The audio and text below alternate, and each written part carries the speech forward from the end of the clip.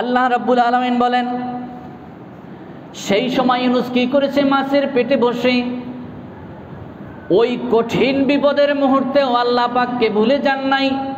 আল্লাহ রাব্বুল আলামিন সেই কথাটি বলছেন, ফালাউলা আন্নাহু কানা মিনাল মুসাব্বিহিন।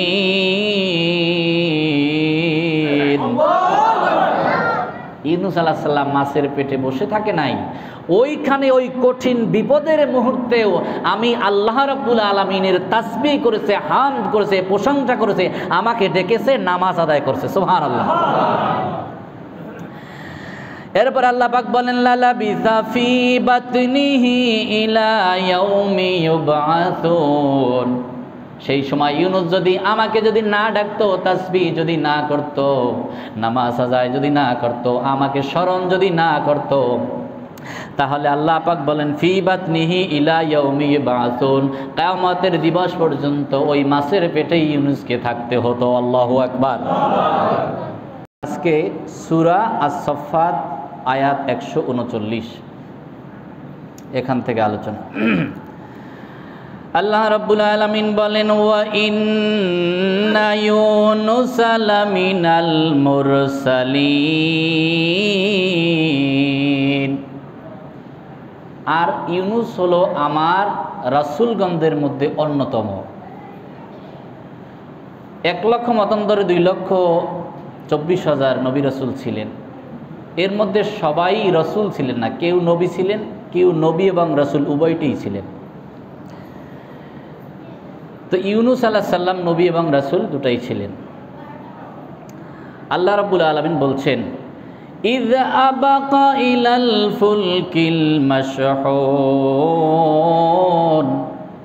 স্মরণ করো সেই সময়ের কথা যখন ইউনূস আলাইহিস সালাম নিজের এলাকা থেকে, যে এলাকায় তিনি বসবাস করতেন, 1,00,000-এরও বেশি মানুষদেরকে দাওয়াত দেওয়ার জন্য তিনি প্রেরিত হয়েছিলেন এবং তাদেরকে তিনি দাওয়াত দিয়েছেন। আর আল্লাহ পাক যত নবী রাসূলকে নবুয়ত দিয়েছেন, প্রায় সকলকেই, 2-1 ছাড়া সকলকেই 40 বছর বয়সে নবুয়ত দিয়েছেন। কয় বছর বয়সে? 2-1 ছাড়া বাকি সকলকেই 40 বছর বয়সে নবুয়ত দিয়েছেন।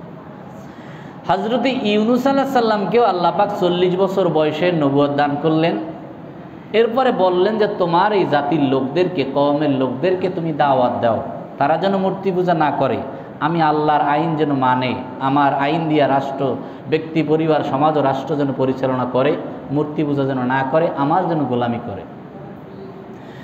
এভাবে তিনি দাওয়াত দিলেন আরও 40 বছর। কয় বছর? 40 বছর বয়সে নবুয়তে পেলেন। এরপর থেকে আরও 40 বছর তিনি দাওয়াত দিলেন। তাহলে তার বয়স হলো কত বছর? 80 বছর। তিনি সর্বমোট বেঁচে ছিলেন 111 বছর। তো এই 111 বছর, 40 বছর তো নবুয়তি পেতেই গেল, বাকি 40 বছর দাওয়াত দেওয়ার পরে তার এলাকার একটা লোকও ইসলাম কবুল করে নাই। হযরত ইউনূস আলাইহিস সালাম বললেন, ও আমার কওমের লোকেরা, আমি যেই এক আল্লাহর উলুহিয়াত, রুবুবিয়্যাতের দাওয়াত দিতেছি, তোমরা যদি সেই দাওয়াতকে কবুল না করো, তাহলে আজ জাতি, সামুদ জাতিকে আল্লাহ পাক যেভাবে ধ্বংস করে দিয়েছেন, তেমনিভাবে তোমাদেরকে ধ্বংস করে দিবেন। আমরা যদি পিছনে দেখি, যে পিছন থেকে শিক্ষা নিই, যে কোনো একটা ঘটনা ঘটছে, মনে অমুক জায়গায় একটা লোক গেছে, বিশাল এক বিপদে পড়ছে, তাহলে আমরা ওই জায়গাটা অতিক্রম করার সময় একটু সতর্ক হই কি হই না? তো ইউনূস আলাইহিস সালাম তিনি বললেন যে আদ জাতি, সামুদ জাতিকে যেভাবে আল্লাহ পাক ধ্বংস করে দিয়েছেন তাদের নাফরমানি করার কারণে, তোমরা যদি ঠিক আল্লাহর নাফরমানি করো তাহলে তোমাদেরকে ধ্বংস করে দেওয়া হবে গজব দিয়া। এখন তারা খুব তিরস্কারে সব বলছে, কি গজব আসবে, এমন কি বিপদ আসবে, কি আযাব আসবে? ইউনূস আলাইহিস সালাম বললেন, সেই গজব হতে পারে, ভূমিকম্প হতে পারে, আগুনের বৃষ্টি হতে পারে, অথবা জোড়ো হাওয়া হতে পারে, বন্যা হতে পারে, অথবা অন্য কোনো ধরনের আযাব হতে পারে। হযরত ইউনূস আলাইহিস সালাম যখন এভাবে তাদেরকে দাওয়াত দিতেন, তখন তারা দাওয়াত তো কবুল করতই নাই, বলতো, তিরস্কার করতো, এই লোকটা পাগল, গণক, জাদুকর, মূর্খ, বিভিন্নভাবে কথা বলতো, এমনকি তাকে মারধর করতো, নাউজুবিল্লাহ। আর যখনই মাঝে মাঝে ইউনূস আলাইহিস সালামের সাথে তার জাতির লোকের দেখা হতো, তিরস্কার করে হাসির স্বরে বলতো, কিরে ইউনূস, তুমি না বলেছো গজব আসবে, কবে আসবে বলো? ইউনূস আলাইহিস সালাম তখন বললেন যে কবে আসবে সেটা আমি সঠিক তারিখ জানি না, তবে আসবে এ কথা নিশ্চিত। এভাবে যখন তিনি সতর্কবাণী দিলেন, আল্লাহ রাব্বুল আলামিনের কাছে দোয়া করলেন, যেহেতু ইউনূস আলাইহিস সালাম এককভাবে 40 বছর দাওয়াত দিতেছিলেন, কেউ ইসলাম কবুল করে না, এমনকি তাকে মারধর করে, ঠাট্টা করে, বিদ্রুপ করে, এই 40 বছর পরে আল্লাহ রাব্বুল আলামিনের কাছে ইউনূস আলাইহিস সালাম দোয়া করলেন, রব্বুল আলামিন এই জাতির উপরে তোমার গজব নাজিল করো, এদের থেকে হেদায়েতের আশা করা যায় না। নবীজি বলেন যে প্রত্যেক নবীকে আল্লাহ রাব্বুল আলামিন একটা স্পেশাল দোয়া করার অধিকার দিয়েছেন, দোয়াটা অবশ্যই অবশ্যই কবুল করা হবে। সকল নবীকে দিয়েছেন। আল্লাহর নবী বলেন সমস্ত নবী তাদের স্পেশাল দোয়াটা করে ফেলেছে, এই দুনিয়ায় সবচেয়ে নিয়ে গেছে, কিন্তু আমি একমাত্র আমার সেই দোয়াটা আমি করি নাই, ওইটা আমি জমা রেখেছি, কাল কিয়ামতের ময়দানে আমার উম্মতদের জন্য আমি সুপারিশ করব। সুবহানাল্লাহ। ইউনূস আলাইহিস সালাম স্পেশাল দোয়া করলেন, রব্বুল আলামিন 40 বছর পর্যন্ত দাওয়াত দিলাম, কেউ ইসলাম কবুল করে না, এখন তুমি এদের উপর আযাব নাজিল করো। আল্লাহ রাব্বুল আলামিন ইউনূস আলাইহিস সালামকে জানাই দিলেন, আমি অতি শীঘ্রই তাদের উপর আযাব নাজিল করব। এই কথা যখন তার কওমের লোকদেরকে বলে দিলেন, কিন্তু আযাবের নির্দিষ্ট সময় যেহেতু জানা নাই, দেখলেই মাঝে মাঝে জিজ্ঞেস করে, ইউনূস কবে আযাব আসবে, কবে গজব আসবে, কোন বন্যা আসবে, কবে আইলা আসবে, কবে করোনা আসবে, কবে মহামারী আসবে, এইভাবে তিরস্কার করতেছিলেন। ইউনূস আলাইহিস সালাম এই তিরস্কার সহ্য করতে না পেরে, আর যে আল্লাহর দেওয়া ওয়াদা মোতাবেক যেই আযাবের কথা বলা হয়েছে ওইটা থেকে পরিত্রাণ পাওয়ার জন্য তার স্ত্রী, 2 ছেলে এবং নিজে, এই 4 জন সেই এলাকা ছেড়ে চলে গেল, যেহেতু আযাবটা ওই এলাকার প্রতি আসবে। কিন্তু এই সময় আল্লাহ পাকের অনুমতি নেওয়ার দরকার ছিল। আল্লাহ পাক যখন যাইতে বলবেন, এলাকা ছাড়ার জন্য বলবেন, তখন যাওয়া উচিত ছিল, কিন্তু তখন যায় নাই, তার আগেই গেছে। আল্লাহ রাব্বুল আলামিন বলেন সেই কথাটি, ইয আবাকা ইলাল ফুলকিল মাশহুন, স্মরণ করো সেই সময়ের কথা যখন হযরতে ইউনূস আলাইহিস সালাম পালিয়ে সে নিজের এলাকা ছেড়ে যখন চলে গেল।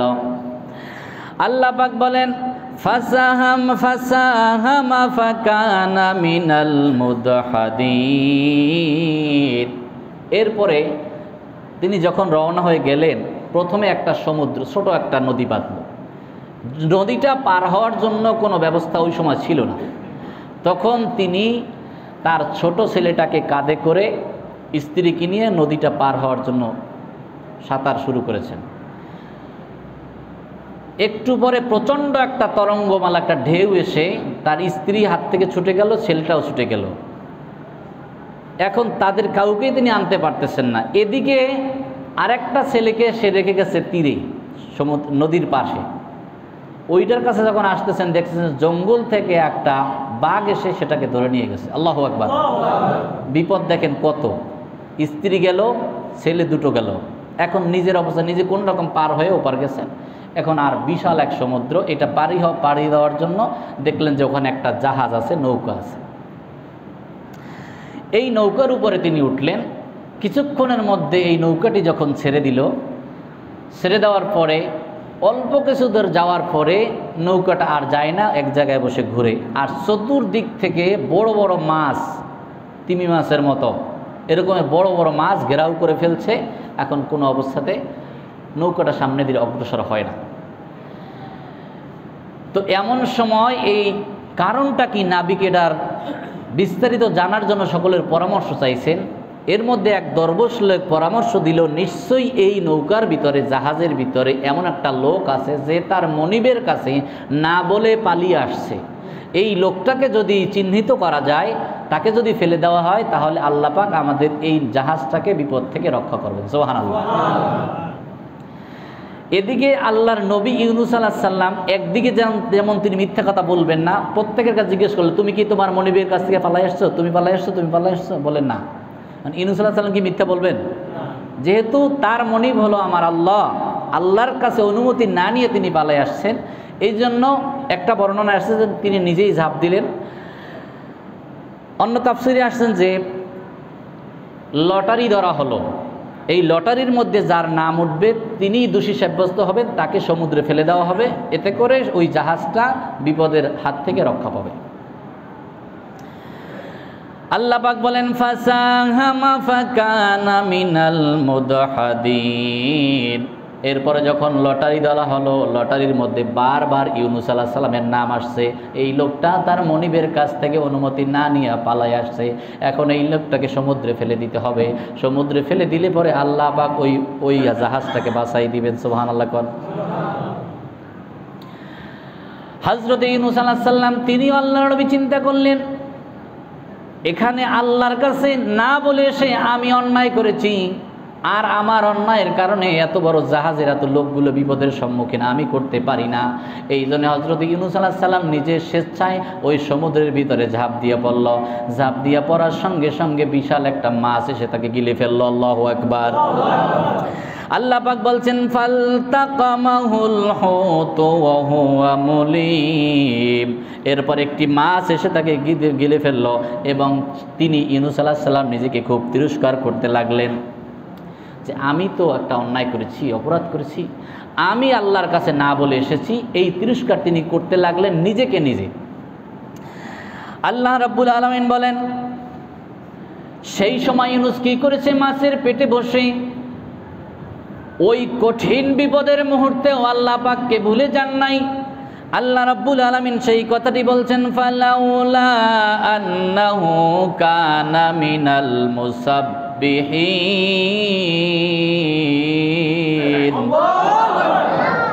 ইউনূস আলাইহিস সালাম মাছের পেটে বসে থাকে নাই, ওইখানে ওই কঠিন বিপদের মুহূর্তেও আমি আল্লাহ রাব্বুল আলামিনের তাসবিহ করেছে, হামদ করেছে, প্রশংসা করেছে, আমাকে ডেকেছে, নামাজ আদায় করছে। সুবহানাল্লাহ।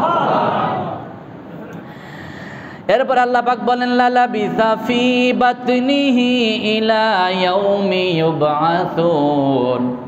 সেই সময় ইউনূস যদি আমাকে যদি না ডাকতো, তাসবিহ যদি না করত, নামাজ আদায় যদি না করত, আমাকে স্মরণ যদি না করত, তাহলে আল্লাহ পাক বলেন ফি বাতনিহি ইলা ইয়াউমি ইউবআসুন, কিয়ামতের দিবস পর্যন্ত ওই মাছের পেটে ইউনূসকে থাকতে হতো। আল্লাহু আকবার। এখন মাছের পেটে কিয়ামত পর্যন্ত কিভাবে থাকবেন এর দুটো ব্যাখ্যা। একটা হলো ওভাবেই থাকবেন, আর একটা হলো যে না, মরে গেলেও ওই মাছের পেটে ওই অবস্থায় থাকবেন কিয়ামত পর্যন্ত, এরপরে আল্লাহ যা ফয়সালা তাই করবেন। এখন বলবেন যে হুজুর মাছের পেটে বসে ইউনূস আলাইহিস সালাম নামাজ পড়ছে, এটা কি সম্ভব? সম্ভব কিনা বলেন? কিভাবে সম্ভব? তাফসীরের কিতাবে এসেছে তিনি ইশারায় নামাজ পড়েছেন। একটা মত হলো ইশারায় নামাজ পড়েছেন, আর তিনি তাসবিহ পড়েছেন লা ইলাহা ইল্লা আনতা সুবহানাকা ইন্নী কুনতু মিনাজ জালিমিন, যেটাকে আমরা দোয়া ইউনূস বলে ডাকি। দীর্ঘ 40 দিন পর্যন্ত মাছের পেটে ছিলেন। 40 দিনের মধ্যে তিনি 1,40,000 বার এই দোয়াটি তিনি তেলাওয়াত করলেন। সুবহানাল্লাহ। এরপরে তিনি নামাজ আদায় করলেন। অন্য মতে আছে, অন্য বর্ণনায় আছে না, তিনি স্বাভাবিকভাবে দাঁড়িয়ে নামাজ পড়েছেন। কিভাবে সম্ভব? এখনো সম্ভব, এটা সম্ভব। নীল তিমির নাম শুনেছেন? ছবির মধ্যে দেখেছেন? টিভিতে দেখেন না, অনেক সময় জিওগ্রাফি দেখবেন, টিভির মধ্যে খালি শুধু ছায়া ছবি আর কিরণমালা দেখেন না, জিওগ্রাফি দেখেন, তারপর ডিসকভারি দেখেন, এগুলোর মধ্যে অনেক শিক্ষণীয় জিনিস আছে। একটা তিমি মাছের ওজন 200 টন। এই তিমি বর্তমান পৃথিবীতে আছে। আল্লাহু আকবার।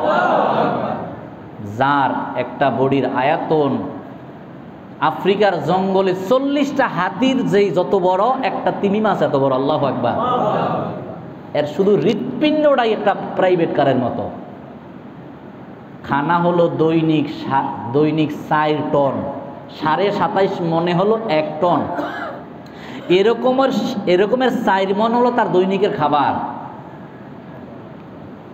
আর যখন একটা বাচ্চা প্রসব করে, মানুষের বাচ্চা প্রসব করলে 2, 3, 5 কেজি ওজন হয়, আর এই তিমির একটা বাচ্চা প্রসব করার সঙ্গে সঙ্গে তার ওজন হয় 3 টন। আল্লাহু আকবার। আচ্ছা এবার বলেন তো, এই ধরনের মাছ এর পেটের ভিতরে বসে নামাজ পড়তে অসুবিধা আছে? আল্লাহ রাব্বুল আলামিন বলেন, ফালাউলা আন্নাহু কানা মিনাল মুসাব্বিহিন।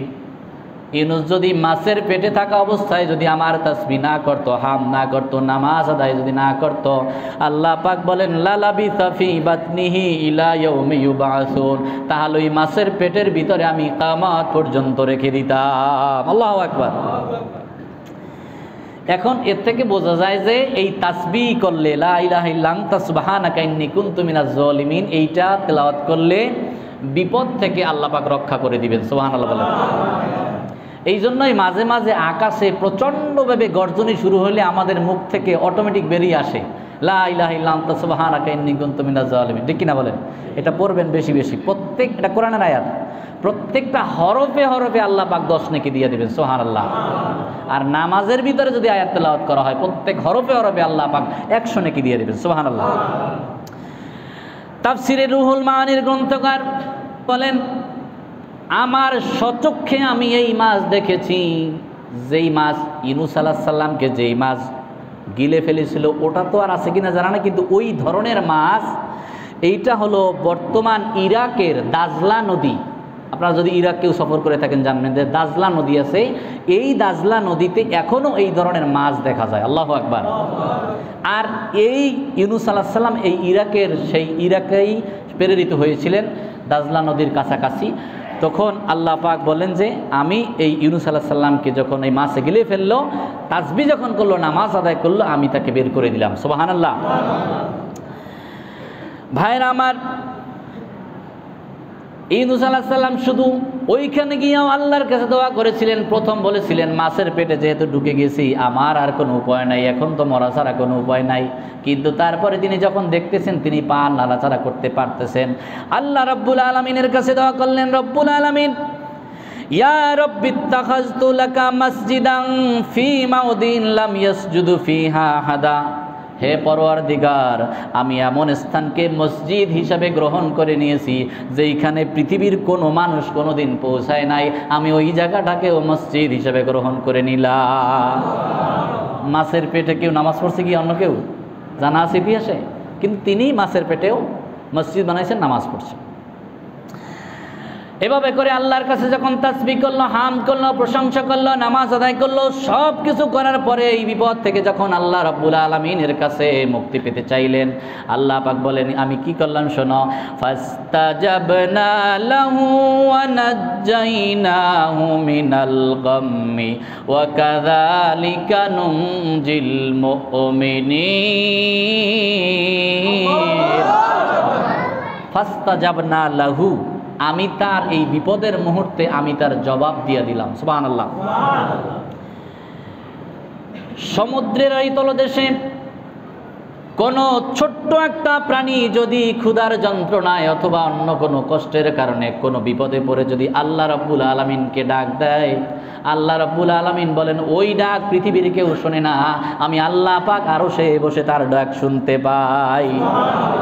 আমার ইউনূস যখন আমাকে ডাক দিল, ফাস্তাজাবনা লাহু, আমি তার ডাকে জবাব দিয়ে দিলাম, সাড়া দিয়ে দিলাম। ওয়ানাজ্জাইনাহু, এবং আমি তাকে মুক্তি দিয়ে দিলাম। ওয়ানাজ্জাইনাহু মিনাল গাম্মি ওয়া কাযালিকা নুনজিল মুমিনিন। ও দুনিয়ার মানব মণ্ডলী জেনে রাখো, ও মুমিনেরা জেনে রাখো, তোমরাও যদি কিয়ামত পর্যন্ত কখনো কোনো বিপদে পড়ো আর আমি আল্লাহ পাকের তাসবিহ যদি করার মতোই যদি করতে পারো, বলবেন যে হুজুর আপনি অনেক দোয়াই তো করি, দোয়া তো কবুল হয় না। সব দোয়া কি আমরা কবুল হয় দেখি কি কবুল হয়? কবুল না হওয়ার কারণ আছে। দোয়া কবুল হওয়ার সর্বপ্রথম শর্ত হলো 100% হালাল খাইতে হবে। হালাল না খাইলে এই দোয়া কবুল হবে না। এরপরে দোয়া করে অপেক্ষা করতে হবে। এই কথা বলা যাবে না যে দোয়া করলাম কবুল হয় না কেন, তাড়াহুড়ো করা যাবে না। সুতরাং ভাইরা আমার, আল্লাহ রাব্বুল আলামিন বলেন, যখন ইউনূস আমাকে ডাক দিল, ফাস্তাজাবনা লাহু ওয়া নাজ্জাইনাহু মিনাল গাম্মি ওয়া কাযালিকা নুনজিল মুমিনিন, আমি তার ডাকে সাড়া দিয়ে দিলাম, বিপদ থেকে বাঁচাই দিলাম। আর আমি এই নোটিশ, এই মেসেজ আমি পাঠিয়ে দিলাম বিশ্ববাসীর জন্য, মুমিনদের জন্য। মুমিনেরা, তোমরা যদি কখনো বিপদে পড়ো, আমি আল্লাহ পাককে যদি তুমি ডাকো, তাহলে আমি যত বড় বিপদে তুমি থাকো না কেন, ওই বিপদ থেকে আমি আল্লাহ পাক তোমাকে হেফাজত করে দিব। এখন কিভাবে আল্লাহ তাকে বাঁচালেন? ইরাকের মুসেল প্রদেশের নাইনুনা নুয়া নামক শহরে এক প্রান্তরে নদীর পাশে, এক নদীর এক কিনারায় ইউনূস আলাইহিস সালামকে মাছ কি বলা যায়, বমি করে অথবা উদ্গীরণ করে কোনোভাবে ফেলে দিল। যেই জায়গাটায় ফেলে দিয়েছে ওই জায়গাটায় কোনো মানুষ নাই, জনগণ নাই, গাছ নাই, তরুলতা কিচ্ছু নাই। একটা মানুষ বেঁচে থাকার জন্য যা কিছু দরকার ওখানে কিছু নাই। আল্লাহ রাব্বুল আলামিন বলেন, এই কঠিন বিপদের মুহূর্তে যেহেতু ইউনূস আলাইহিস সালাম মাছের পেটে ছিলেন 40 দিন, কয়দিন? 40 দিনের ভিতরে খাবার নাই, পানিও নাই, এবং ওই আবদ্ধ থাকার কারণে তার শরীরটা কিছুটা একটু নষ্ট হয়ে যাওয়ার উপক্রম হয়েছে, চামড়াগুলি খসে গেছে। এখন এই ইউনূস আলাইহিস সালামকে যদি মরুভূমিতে ফেলে দেওয়া হয়, তাহলে রোদের কষ্ট আছে না নাই? তৃষ্ণার কষ্ট আছে না নাই? ক্ষুধার কষ্ট আছে না নাই?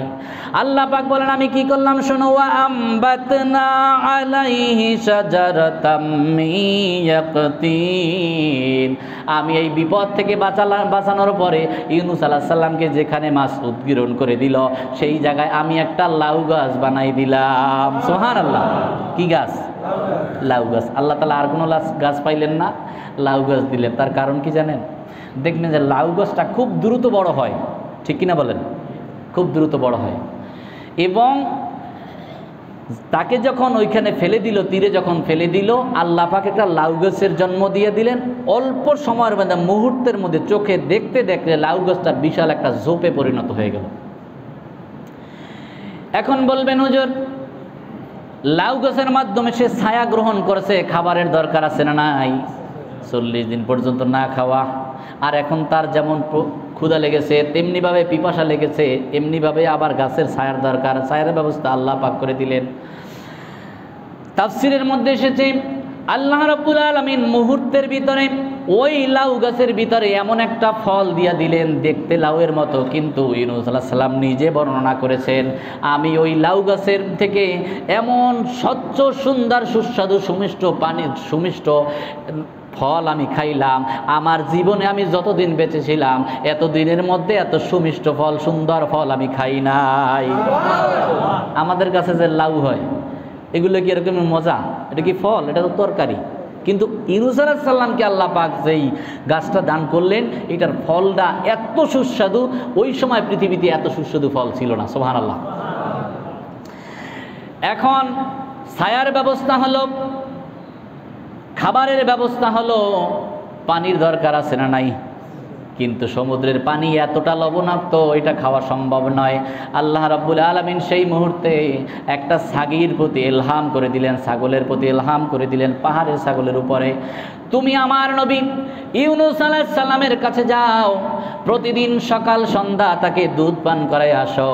এই কথা বলার পরে প্রত্যেক দিন সকালবেলা এবং সন্ধ্যাবেলা ওই ছাগলটি সেই ইউনূস আলাইহিস সালামকে দুধ পান করাইয়া যায়। সুবহানাল্লাহ। আল্লাহ পাক বলেন, ওয়া আমবাতনা আলাইহি শাজারাতাম মিন ইয়াকতিন, আমি তার জন্য একটা লাউ গাছ দিয়ে দিলাম। এখন বিজ্ঞানীরা কোরআন নিয়ে অনেক গবেষণা করে, আমরা মুসলমানরা তো পড়তেই জানি না, রমজান আসলে কোনো রকমের কয়েক খতম দেও তা মহিলারা। কিন্তু বিজ্ঞানীরা এটা নিয়ে গবেষণা করেছেন, কেন লাউ গাছের কথা আল্লাহ পাক বললেন। এর কারণ হলো, লাউ গাছ আপনারা আজকে গিয়া পরীক্ষা করে দেখবেন, যেই জায়গায় লাউ গাছ আছে ওই জায়গায় মাছি ওর ধারে কাছেও আসবে না। সুবহানাল্লাহ। একটা পচা দুর্গন্ধযুক্ত মানুষ হোক আর পশু হোক, যাই হোক, ওর কাছে মাছি আসে কি আসে না? ওরা কিন্তু দাওয়াত দেওয়া লাগবে না, বিনা দাওয়াতে চলে যাইব। কিন্তু লাউ গাছ যেখানে থাকবে ওইখানে মাছি আসবে না। সুবহানাল্লাহ। এছাড়া চিকিৎসা বিজ্ঞানীরা গবেষণা করে দেখেছেন, এমন একটা সময় ছিল যখন সারা বিশ্বব্যাপী করোনার মতো কলেরা ছড়িয়েছিল। এখনো কলেরা আছে, তবে খুব কম। কিন্তু কোনো ব্যক্তির পেটের ভিতরে যদি লাউ থাকে, তাহলে ওই ব্যক্তির পেটের ভিতরে যতক্ষণ পর্যন্ত লাউ থাকবে অতক্ষণ পর্যন্ত কলেরায় তাকে ধরবে না। সুবহানাল্লাহ। তাহলে একদিকে এটা হলো খাবার, ছাগলের মাধ্যমে করলেন পানীয়ের ব্যবস্থা, আবার ওষুধ চিকিৎসার ব্যবস্থা আল্লাহ পাকের মাধ্যমে করলেন। সুবহানাল্লাহ। আল্লাহ রাব্বুল আলামিন বলেন,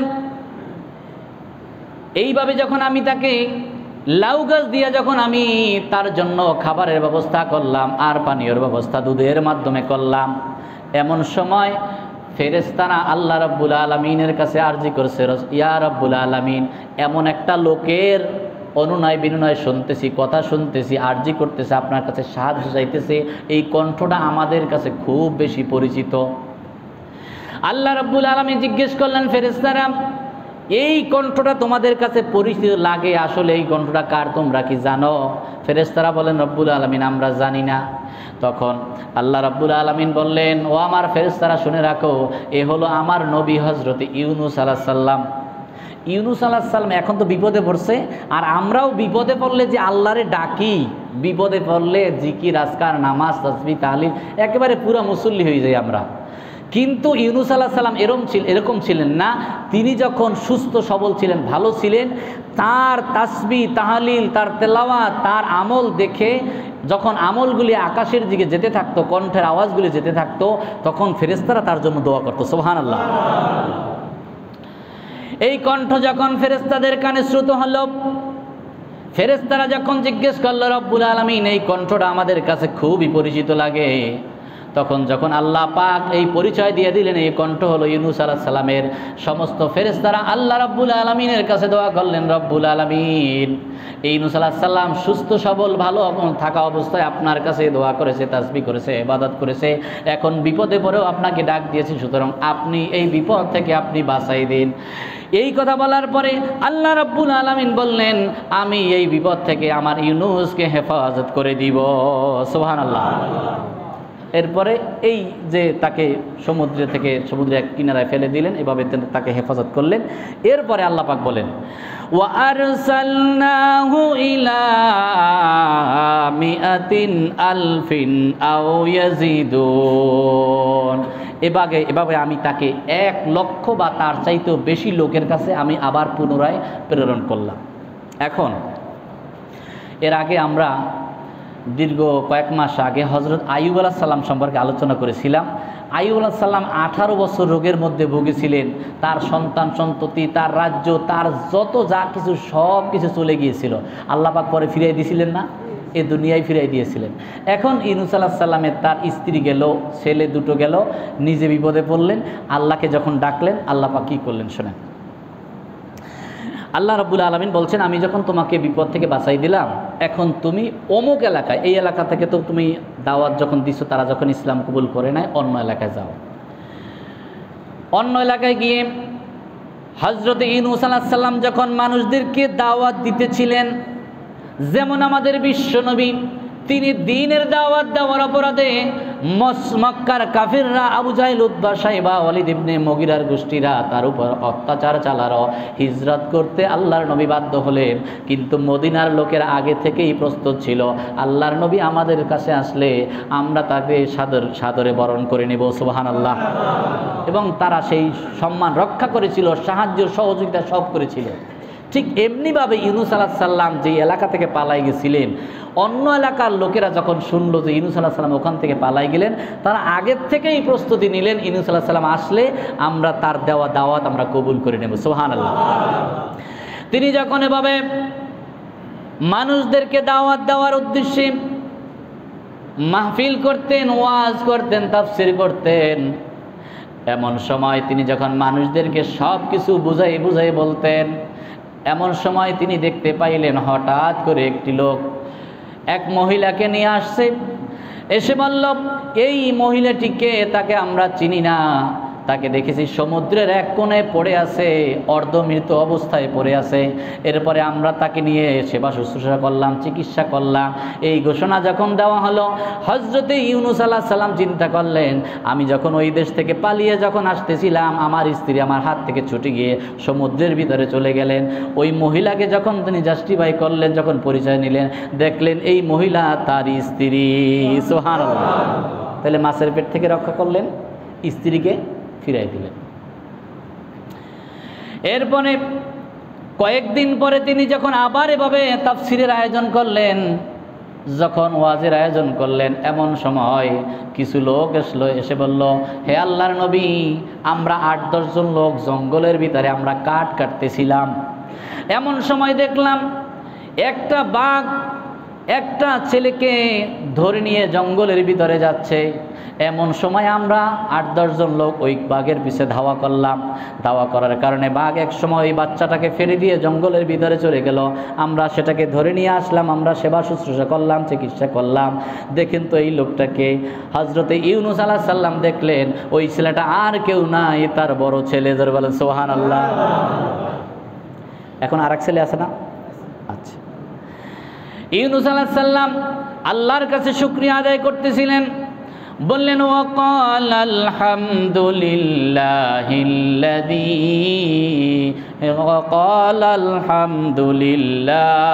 রাব্বিল আলামিন। আল্লাহু আকবার। এরপরে আরেকটা সন্তান আছে। হযরত ইউনুস আলাইহিস সালাম কিছুদিন পরে যখন আবার এভাবে মাহফিল করতেছিলেন, হঠাৎ ইউনুস আলাইহিস সালাম একটু রেস্ট নিলেন, বিশ্রাম নিলেন। এমন সময় ওই মাহফিলের মধ্য থেকে একজন লোক ঘোষণা করল, হে ভাইরা আমার, অমুক দিন সমুদ্রের ভিতরে ঝোপঝাপের উপরে, টাগাইয়ের উপরে একটা ছেলেকে পেয়েছি। ছেলেটা কথাও বলতে পারে না, একেবারে ছোট, মনে করেন যে এই 1-1.5 বছর বয়স হবে এরকম। তো সে তো কথা বলতে পারে না। সুতরাং এই ধরনের একটা ছেলে পেয়েছি, ছেলেটার পরিচয় আমরা জানি না। এই দেখেন এই ছেলেটা, আপনারা কেউ চিনেন কিনা? হযরত ইউনুস আলাইহিস সালাম তিনি চিন্তা করলেন যে আমার একটা তো ছেলে হারাই গেছিল, আমি একটু দেখি তাকে পাই কিনা। এরপরে যখন ওই পরিচয় নিলেন, দেখলেন যে সেই ছেলেটাকে আল্লাহ পাক ফিরাই দিয়েছেন। সুবহানাল্লাহ। আল্লাহ রাব্বুল আলামিন বললেন, ওয়া আরসালনাহু ইলা মিআতিন আলফিন আও ইয়াজিদুন। আমি ইউনুস আলাইহিস সালামকে যখন তার সমস্ত বিপদ থেকে উদ্ধার করে দিলাম, এরপরে বললাম, হযরত ইউনুস আলাইহিস সালাম রে, তুমি এবার ওই এলাকার লোকদের কাছে যাও, 1 লক্ষ মানুষদের উপরে তুমি দাওয়াত দাও। আর এদিকে আল্লাহ পাক তাকে এই বিপদে, পরীক্ষার মধ্যে কেন ফেললেন? তার একটা কারণ হলো, তিনি যখন মানুষদেরকে আযাবের ভয় দেখাচ্ছিলেন, প্রথমে তারা মানতে ছিল না। কিন্তু যখন ওরা দেখলো এই 40 বছর ইউনুস আলাইহিস সালাম দাওয়াত দিয়েছেন, ওরা যদিও কথায় বিশ্বাস করতো না। এমনকি আমাদের নবী যখন 40 বছর পর্যন্ত বড় হলেন তাদের মাঝে, এই কাফেররাই আমার নবীকে উপাধি দিলেন আল আমিন, বিশ্বাসী, সত্যবাদী। সুবহানাল্লাহ। কোনোদিন মিথ্যা কথা বলে নাই। এখন ওই এলাকার লোকেরা যখন দেখলো যে ইউনুস আলাইহিস সালাম নিজে পরিবার পরিজন নিয়ে এই এলাকা ত্যাগ করে চলে গেছে, আর আমরা জানি যদিও আমরা তার দাওয়াত কবুল করি নাই, সে এই 40 বছরের মধ্যে কোনোদিন একটা মিথ্যা কথা বলে নাই। অতএব সে যেহেতু এখান থেকে চলে গেছে, আর গজবের কিছু আলামত দেখা শুরু হয়ে গেছে, তখন তারা আল্লাহর কাছে কান্নাকাটি করেছে, তওবা করেছে, কিছু সংখ্যক লোক ঈমান এনেছে। সুবহানাল্লাহ। তখন আল্লাহ পাক ইউনুস আলাইহিস সালামকে বললেন, ইউনুস, আমার অর্ডার পাওয়ার আগে তুমি কেন চলে গেলে? এই জন্যই আল্লাহ পাক এই ইউনুসকে পরীক্ষার মধ্যে ফেলেছেন এবং পরীক্ষায় তিনি পাশ করাই দিলেন। সুবহানাল্লাহ বলেন।